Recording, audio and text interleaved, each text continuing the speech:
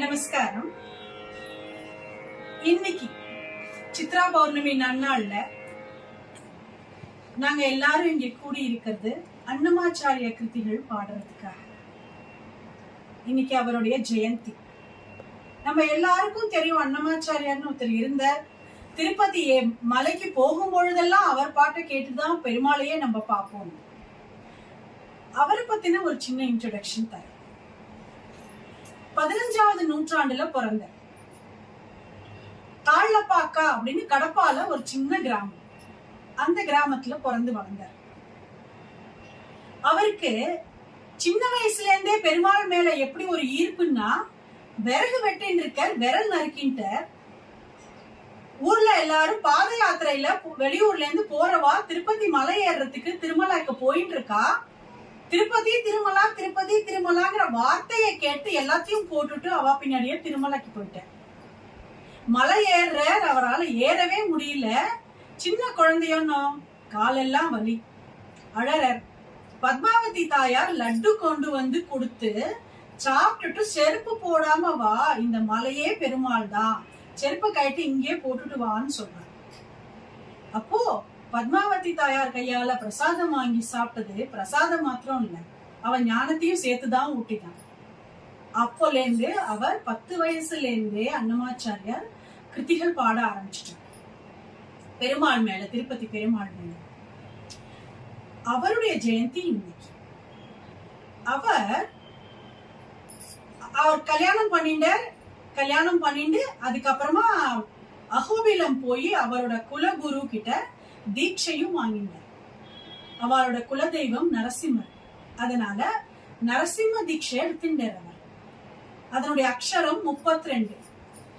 ஒரு அக்ஷரத்துக்கு 1000 பாட்டு வீதம். அவர் 32,000 பாட்டை ஏற்றிருக்கார். அதுல நமக்கு இப்போ கிடைச்சிருக்கிறது 13,000 பாட்டு. நல்ல வேளையா திருப்பதி தேவஸ்தானம் எல்லாத்தையுமே டாக்குமெண்ட் பண்ணி புக்கா பப்ளிஷ் பண்ணி நம்ம எல்லாருக்கும் கிடைக்கிற மாதிரி பண்ணிருக்காங்க. அன்னமாச்சாரியார்னு கேள்விப்பட்டிருக்கோம், பார்த்திருக்கோமா? எங்க போய் பார்க்கலாம்? அடுத்ததே நீங்க திருப்பதி போகும்பொழுது இந்த ஜருகண்டி தொல்லைக்கு நடுவுல ஒரு க்ஷணம் பெருமாள் நம்மளுக்கு காட்சி கொடுப்பாரு இல்லையா? அப்ப இன்னொரு க்ஷணத்தை எப்படியாவது சம்பாதிச்சுண்டு அவர் இடுப்புல பாருங்க, ஒரு கத்தி மாதிரி ஒண்ணு இருக்கும். அதுக்கு பேரு நந்தக கட்கம். அந்த நந்தக கட்கம் தான் அன்னமாச்சாரியாரா அவதாரம் எடுத்து வந்திருக்கு. இவ்வளவு கிருத்திகள் பாடியிருக்க. அவன் தனக்கு மோட்சத்துக்காகவா இவ்வளவு கிருத்திகள் பாடியிருக்க? அவர் பெருமாள்கிட்ட இருந்து தானே வந்திருக்க. அந்த பாடல்களை நம்மள மாதிரி சாதாரண மனுஷா பாடி பெருமாள் திருவடிகளை சேரணுங்கிறதுக்காக பாடியிருக்க. அதுக்குதான் நம்ம எல்லாம் கத்துக்கணும் இல்லையா? வேற எங்க அவரை உருவமா பார்க்கலாம்? பிரதட்சணமா வரையலாம். திருப்பதி பெருமாளை தரிசிச்சுட்டு விமானத்துல ஒரு பாலாஜி பாப்பேலாம். அங்க பாருங்க, கீழே 2 பக்கமும் அன்னமாச்சாரியார் மாதிரி நிப்பா 2 பேர்.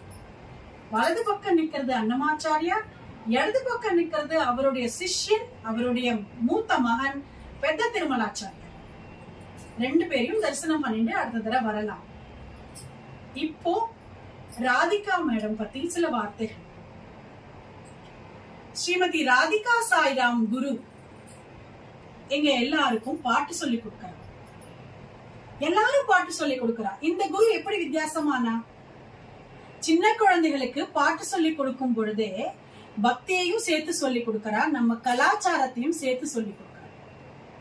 சரி, அப்ப நாங்க பெரியவாள்லாம் எங்களுக்கு ஒரு பண்டிகைக்கும் பண்டிகைக்கான அர்த்தமும் அதுக்கான பாட்டும் சொல்லி கொடுக்கிறா. வெறும் கர்நாடக சங்கீதம் மாத்திரம் இல்ல, திருப்பாவை, திருவம்பாவை, அபிராமி அந்தாதி, அஷ்டபதி, திருப்புகழ், தேவாரம், நாராயணியம், வாட்நாட் எல்லாம் கத்துக்கலாம். சுவாமிகிட்ட விளக்கேத்திட்டு எவ்வளவோ பாடலாம். மனசுக்கு எவ்வளவு திருப்தியா இருக்கும். இந்த குரு பாட்டுக்கும் பாட்டு கத்துக்கிறதுக்கும் வயசு இல்லை, வயசு ஒரு தடை இல்லைன்னு நிரூபிச்சுட்டு இருக்கா. இதோ எங்களை மாதிரி ஏகப்பட்ட பேருக்கு பாட்டு சொல்லி கொடுத்து இவா இந்த தாழப்பாக்க அன்னமாச்சாரியாருடைய 12வது வம்சாவளியான டாக்டர் மீனலோச்சனியோட சிஷ்யன். அவருடைய சிஷ்யர்களா நாங்கெல்லாம் இருக்கிறதுல பெருமைப்படுறோம். இப்போ எங்க டீம்ல இருக்கிற எல்லாரையும் உங்களுக்கு நான் இன்ட்ரடியூஸ் பண்றேன். ஸ்ரீமதி ரமா பார்த்தசாரதி, ஸ்ரீமதி ருக்மிணி சதீஷ்குமார், ஸ்ரீமதி ராதா ரவிக்குமார், ஸ்ரீமதி ஜெயலட்சுமி கேசவன், ஸ்ரீமதி ஜெயகௌரி பாலாஜி, மீனாட்சி ராமன் ஷாம். எங்களோட இணைஞ்சிருக்கிறது ஸ்ரீமதி சுப்ரஜா வெங்கட், குமாரி ஐஸ்வர்யா ஹரிஹர். முதல் பாடலா அன்னமாச்சாரியாருடைய குருவந்தனம் ஆனந்த நிலையா பாடப்படும். இதை எழுதினது அவருடைய மகன் பிரதான சிஷ்யர் பெத திருமலாச்சாரியார். ராகம் பௌலி, தாளம் ஆதி. அதுக்கு முன்னாடி ஒரு விருத்தம் பாடிட்டு, அன்னமாச்சாரிய விருத்தம் பாடிட்டு தொடங்க போறோம்.